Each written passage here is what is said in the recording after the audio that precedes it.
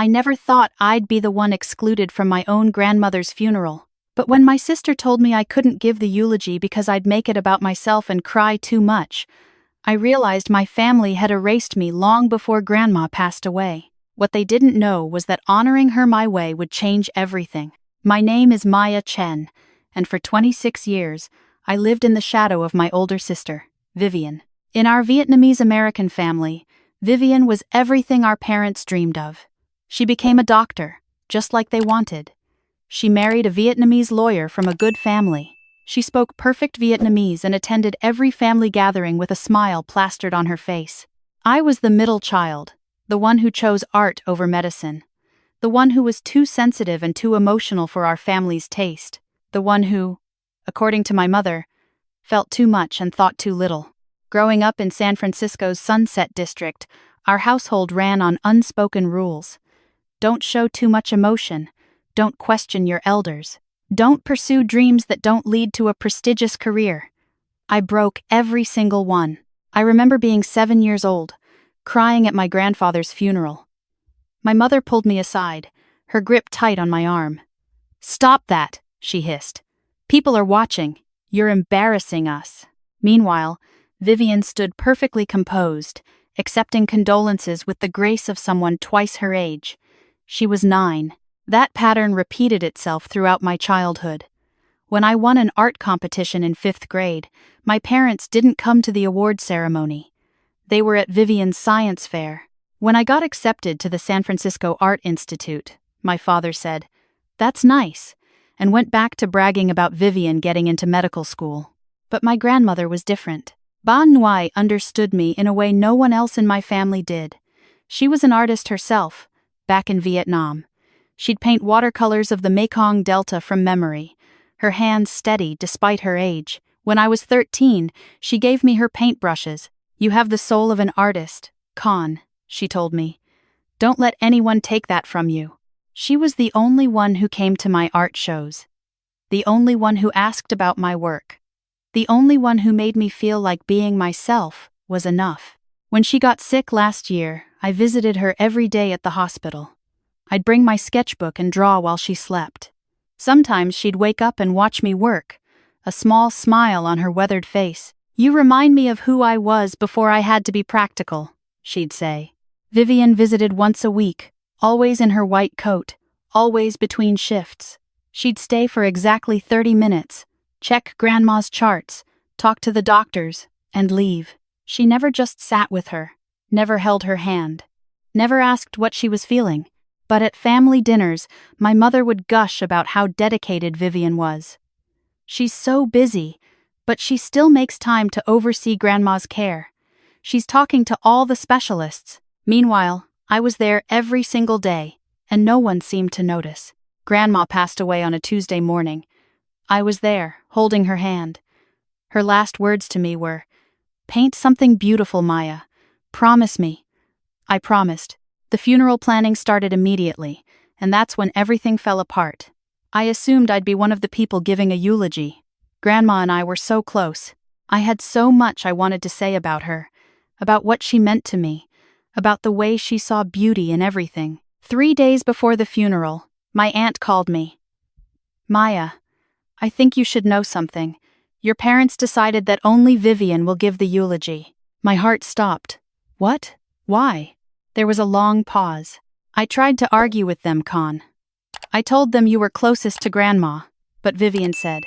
She said you'd make it about yourself. That you'd cry too much and make everyone uncomfortable. Your parents agreed." I felt like I'd been slapped. I was with her every day. Vivian barely visited. "I know, sweetheart, I know. But you know how your parents are. Vivian's the doctor. She's the one who looks good in front of the community. I'm so sorry." I hung up and just sat there, numb. They'd taken everything else from me, and now they were taking this too. My last chance to honor the only person in my family who truly loved me. I called my mother. "Mom, I heard I'm not giving a eulogy. Is that true?" Vivian thought it would be better if she did it alone. "You know how you get, Maya. Too emotional. This is a time for dignity, not drama." Drama? Grandma was my best friend. I was there every single day. And we appreciate that. But Vivian is a doctor. People respect what she has to say. You paint, Maya. What would you even say? Just, you paint. As if my entire life could be dismissed with those 3 words. Grandma gave me her paintbrushes, I said quietly. She told me I had an artist's soul. She understood me. That's nice, dear. The funeral is Saturday at 10. Please wear something appropriate and try not to draw attention to yourself. She hung up. I didn't sleep for 2 days. I wrote and rewrote what I would have said about Grandma. About her watercolors. About her hands teaching mine to hold a brush. About the way she'd hum Vietnamese lullabies while she painted. About how she was the only person who made me feel like I didn't have to shrink myself to fit into the family. The funeral arrived. I wore a black dress and sat in the 4th row, behind cousins I barely knew. 4th row. At my own grandmother's funeral. Like I was a distant relative, not her granddaughter who spent every day at her bedside. Vivian sat in the front row with my parents, looking perfectly composed in an elegant black suit. She looked like the picture of a grieving granddaughter. I knew better. When it was time for the eulogy, Vivian walked to the podium with her notes. Her speech was perfect, polished. She talked about Grandma's strength, her resilience, her dedication to family. She mentioned how Grandma immigrated from Vietnam with nothing and built a life here. She thanked everyone for coming. It was beautiful. And it was completely hollow. She didn't mention the paintings. She didn't mention the way Grandma's eyes lit up when she talked about the jasmine flowers in her village. She didn't mention that Grandma kept a photo of the Mekong Delta on her nightstand and would stare at it for hours, homesick for a place that no longer existed. Vivian's eulogy was about the grandmother the community wanted to remember, not the woman I knew. After the service, everyone went to the reception. I couldn't do it. I couldn't stand there and accept condolences while pretending everything was fine, while pretending I hadn't been erased from my own grandmother's goodbye. I went to the cemetery alone. I sat by Grandma's grave, and I read her what I'd written. I told her about the first time she taught me to mix watercolors, about how she'd sneak me Vietnamese candies during family dinners when my parents were lecturing me about my future. About how she once told me that being an artist wasn't a waste, it was a gift. I cried. God, I cried. All the tears I'd been holding back, all the grief I wasn't allowed to show. I sobbed into my hands, and I didn't care who saw. I didn't notice someone was filming until later. My aunt had followed me to the cemetery. She recorded me reading my letter to Grandma, because she thought it was beautiful. She thought people should see the real grief, the real love. She posted it on her Facebook with a caption, "This is what love looks like." My niece Maya, honoring her grandmother the way she deserved. I didn't know. I didn't check social media. I went home, exhausted and empty. The next morning, my phone exploded. My aunt's video had gone viral. Tens of thousands of shares. Hundreds of thousands of views. People were commenting about how raw and real it was, how it was the most beautiful eulogy they'd ever heard. News outlets were picking it up. Artists' emotional tribute to grandmother touches hearts worldwide. And then the messages started coming from my family. My mother, Maya. People are talking. You made a scene at the cemetery. This is exactly why we didn't let you speak at the funeral. Vivian. Seriously? You had to post that video? Everything always has to be about you. My father, take that video down. You're embarrassing the family. But the thing was, I didn't post it. And I wasn't going to ask my aunt to take it down. For the first time in my life, people saw me. Really saw me. They saw my love for Grandma, and they saw that it mattered. The community's response was different than my parents expected. Instead of criticizing me, people were asking why I hadn't been allowed to speak at the funeral. They were commenting on my aunt's post, saying things like, "This is the granddaughter who was there every day, and why wasn't she given the microphone?" My parents were furious. In their eyes, I'd humiliated them. I'd broken the cardinal rule. I'd made them lose face. 3 days after the funeral, my mother called a family meeting. I almost didn't go. But part of me, the part that still wanted their approval, showed up. I walked into my parents' house. Vivian was already there, sitting next to our mother on the couch. My father sat in his usual chair. They all looked at me like I was a stranger. "Sit down," my father said. I sat. "Do you have any idea what you've done?" My mother started. "People are talking about our family. They're saying we're cruel. They're saying we excluded you. Do you know how that makes us look?" "I didn't post the video," I said quietly. "But you didn't stop it either," Vivian snapped. "You could have asked Aunt Lisa to take it down." "But you didn't, because you loved the attention." I looked at my sister. Really looked at her. She was furious, but underneath that, I saw something else. Fear. She was afraid that for once, I was the one people were paying attention to. "I loved Grandma," I said. "That video was real. That was real grief." "It was performative," my mother said, crying and carrying on at the cemetery. "It's not dignified." Something in me snapped. Dignified? I stood up. "Grandma spent every day for the last month of her life with me.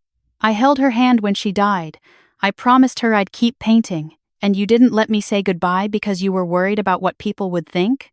"We made the decision that was best for the family," my father said. "No, you made the decision that was best for Vivian. You've always made decisions that were best for Vivian." "I'm done." "Don't be dramatic, Maya," Vivian said. "Dramatic? You want to see dramatic?" I pulled out my phone. "I got an email yesterday. From the Asian Art Museum. They saw the video. They want to feature my work in their Emerging Artists Showcase. They want me to create a series honoring Grandma. They're calling it Heritage Through Loss." The room went silent. "They're offering me a solo exhibition? Me? The one who just paints? The one who isn't good enough to speak at her own grandmother's funeral?" My mother's face went pale. "Maya, that's wonderful, but what? But I should turn it down because it might embarrass you? But I should make myself smaller so Vivian can shine?" "I'm done making myself smaller." I walked toward the door. "If you walk out that door, don't expect us to welcome you back," my father said. I turned around. "You never welcomed me in the first place." I left. The next 6 months were the hardest and best of my life. I threw myself into creating the exhibition. I painted Grandma's hands. I painted the Mekong Delta from her descriptions.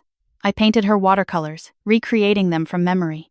I painted the jasmine flowers she missed. I painted grief and love and everything I wasn't allowed to feel at her funeral. I met Alex at the gallery where I was preparing my exhibition. He was an architect, hired to help redesign the space. He was white, tall, with kind eyes, and an easy laugh. He'd come over during his lunch breaks to watch me work. "You paint like you're having a conversation with the canvas," he said one day. "My grandma taught me that," I told him. "She said every brushstroke is a word." We started dating 2 months later. He was everything my family would hate. Not Vietnamese, not a doctor or lawyer, not someone they could brag about at family dinners. He was perfect. The exhibition opened in March. Heritage Through Loss. Maya Chen's tribute was featured in the San Francisco Chronicle. The New York Times art section ran a piece. NPR did a segment. The story wasn't just about the art, it was about the viral video, about being excluded from the funeral, about finding my voice through grief. My phone buzzed constantly with messages from old family friends. "Saw your exhibition in the paper. Your grandmother would be so proud. When did you become so talented?" I didn't hear from my parents, but I heard about them. Through my aunt, through cousins, I heard that my mother's friends kept asking about the exhibition, that people at church were congratulating them on my success, that they didn't know what to say. I heard that Vivian's marriage was falling apart. Her husband was having an affair with a nurse at the hospital. The perfect couple wasn't so perfect anymore. I didn't feel happy about it. I just felt nothing. The exhibition was supposed to run for 6 weeks. It ran for 4 months. Every piece sold. The Asian Art Museum asked me to join their permanent collection. I quit my day job at the marketing firm and became a full-time artist. Alex proposed on the rooftop of his apartment building, with a view of the Golden Gate Bridge. No flash mob, no elaborate scheme. Just him, me, and a question. "Will you build a life with me?" I said yes.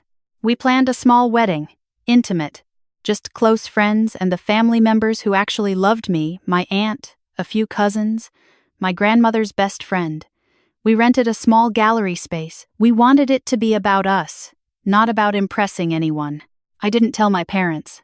2 weeks before the wedding, my mother called. It was the first time I'd heard from her in almost a year. "Maya, we need to talk." "About what?" "Your aunt told me you're getting married. To someone named Alex." "Yes." "You didn't tell us." "No." There was a long pause. "Maya, I know we've had our differences, but we're still your parents. We should be at your wedding." I almost laughed. Like I should have been at Grandma's eulogy? That's different. How? Vivian was more qualified to speak. She's a doctor. And that makes her more qualified to grieve? To love?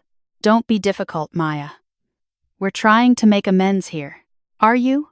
Or are you trying to save face because people keep asking why you're not in any of my exhibition photos? Why I don't mention you in interviews? Silence. "I didn't exclude you to hurt you," I said quietly. "I excluded you because you were never really there. You erased me long before I erased you. That's not fair. Where were you when I won my first art competition?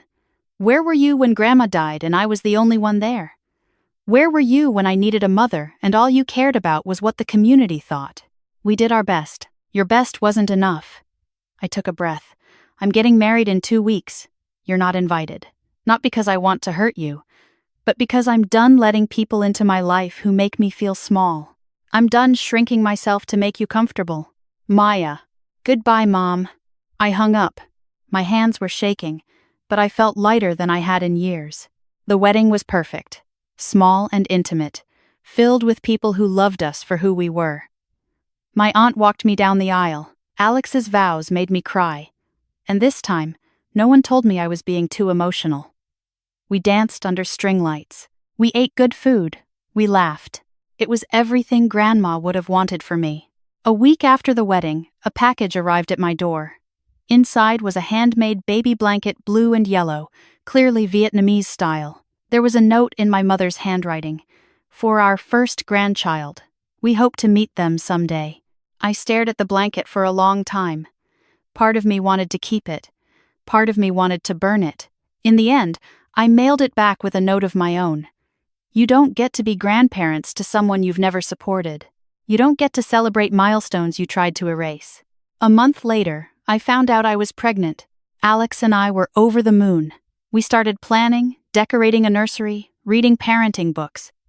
We decided, if it was a girl, we'd name her Lynn. After my grandmother, through my aunt, I heard that my parents found out about the pregnancy. They sent messages through relatives. "Tell Maya to call us. We want to be involved. Family is family." But I remembered what they said when I needed them. I remembered sitting in the 4th row at Grandma's funeral. I remembered every birthday they missed, every achievement they dismissed, every time they made me feel like loving me was a burden. Vivian reached out directly. An email. Subject line: "Can we talk?" The email was long. She apologized for the eulogy situation. She said she was going through a divorce and realizing a lot of things about herself. She said she was jealous of my relationship with Grandma. Jealous that I had the courage to be myself when she'd spent her whole life being who our parents wanted. I read it 3 times. I appreciated the honesty. But appreciation isn't the same as forgiveness, and it's definitely not the same as trust. I wrote back. "I hope you find yourself, Vivian. I really do. But I can't be part of your journey of self-discovery. I spent too many years being collateral damage in your pursuit of perfection. I wish you well, but from a distance." I didn't hear back. My daughter was born in October, during the season when the light in San Francisco is golden and perfect for painting. She had my nose and Alex's eyes and a full head of black hair. We named her Lynn Maya Morrison.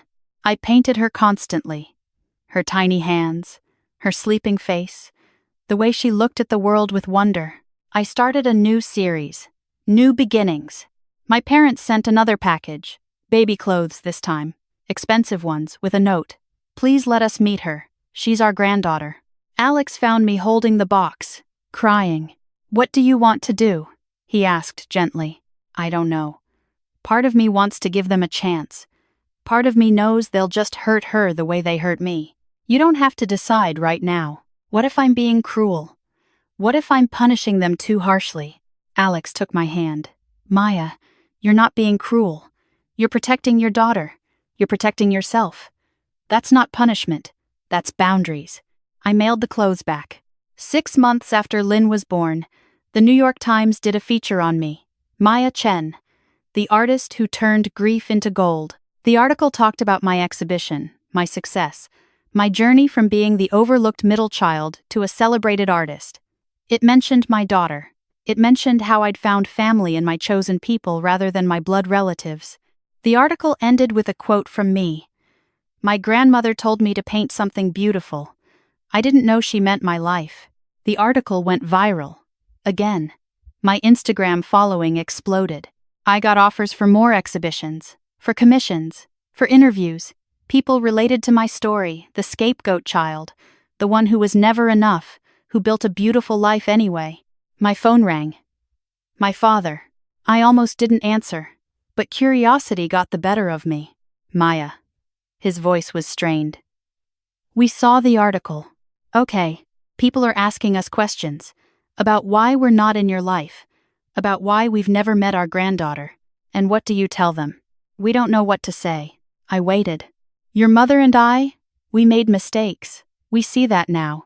Vivian's divorce has been hard on us. People talk. And now with your success, they talk more. They say we favored her and look where it got us. So that was it. Not genuine remorse. Just damage control. Dad, can I ask you something? Go ahead. If my exhibition had failed, if I was still struggling, would you be calling right now? Silence. If I hadn't become successful, if the New York Times hadn't written about me, would you care about meeting Lynn? That's not fair. Answer the question. More silence. That's what I thought, I said softly. You don't want to be in my life. You want to be in my success. You want to tell your friends about your daughter, the famous artist, your granddaughter with the unusual name.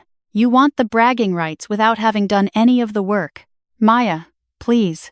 Where were you when you erased me from Grandma's funeral? Where were you when I needed parents and all you gave me was criticism? Where were you when I was building this life you now want to be part of? We're your family. No, I said. Alex is my family. Lynn is my family. My aunt who stood by me is my family. The friends who showed up to my exhibition are my family. Family isn't about blood. It's about showing up. And you never showed up for me. What do you want from us? My father's voice cracked. An apology? We're sorry. We're sorry we weren't better parents. Isn't that enough? I don't want anything from you anymore, Dad. That's the point. I spent my whole life wanting you to see me, to love me, to be proud of me. And now that I have people who do that without conditions, I realize I don't need you to. Your apology doesn't change the past. It doesn't heal the little girl who sat in the 4th row at her grandmother's funeral. It doesn't undo the years of being told I wasn't enough. So that's it? You're just cutting us off forever? I'm choosing peace over pain. I'm choosing to protect my daughter from feeling the way I felt. I'm choosing myself. Finally, Maya, I love you, Dad, but I love myself more now, and that has to be enough. I hung up. This time, my hands weren't shaking. This time, I felt certain. Lynn started crying from her nursery. I went to her, picked her up, held her close. She grabbed my finger with her tiny hand and looked up at me with complete trust. I'm going to show up for you, I whispered, every single time. I'm going to celebrate your wins and comfort your losses. I'm going to let you be exactly who you are, and I'm never going to make you earn my love. She cooed, and I pretended she understood. That evening, I painted. I painted Lynn sleeping in Alex's arms. I painted the family I chose. I painted the life I built from the ashes of the one I was given. I painted beauty from pain, just like Grandma taught me. A year later, the Asian Art Museum asked me to do a solo retrospective. 20 paintings spanning my journey from heritage through loss to new beginnings. The opening night was packed. Critics, collectors, friends, my chosen family. In the corner of the gallery, I placed a small watercolor painting. It was Grandma's work, the one she gave me before she died. Next to it, I placed one of mine, a portrait of her, painted from memory. The placard read, "The woman who taught me to paint. The woman who taught me to be brave." I heard through my aunt that my parents came to the exhibition. They stood in the back, looking at my work, reading the descriptions. They saw themselves reflected in the pieces, or rather, they saw their absence. They saw the grandmother they underestimated. They saw the daughter they undervalued. They didn't approach me. They left before the speeches started. My aunt told me my mother cried the whole way home. I felt sad for them. Not regret, just sadness. Sad that they'd missed out on knowing me. Sad that they'd chosen appearance over authenticity, status over love. Sad that they'd wake up one day and realize what they lost, and it would be too late. But their sadness wasn't my responsibility to fix. I had built something beautiful. A career I loved. A partner who cherished me. A daughter who would grow up knowing she was enough, exactly as she was. A life filled with people who showed up. At the end of the opening night, Alex found me standing in front of Grandma's watercolor. "You okay?" he asked. "Yeah," I said. And I meant it. I was just thinking about what Grandma said. She told me to paint something beautiful. For years, I thought she meant paintings, but I think she meant this. I gestured to the room, to our friends laughing, to my aunt holding Lynn, to the art on the walls that told my story. I think she meant my life. "She'd be proud of you," Alex said, pulling me close. "I know," I said. "And for the first time, I'm proud of me too." That night, I went home and added one more piece to the collection. A self-portrait, not as the overlooked middle child, not as the scapegoat, not as the one who wasn't enough, just as Maya. Artist, mother, woman who chose herself. In the corner, I painted Grandma's words. "You have the soul of an artist. Don't let anyone take that from you." They didn't. And they never would again.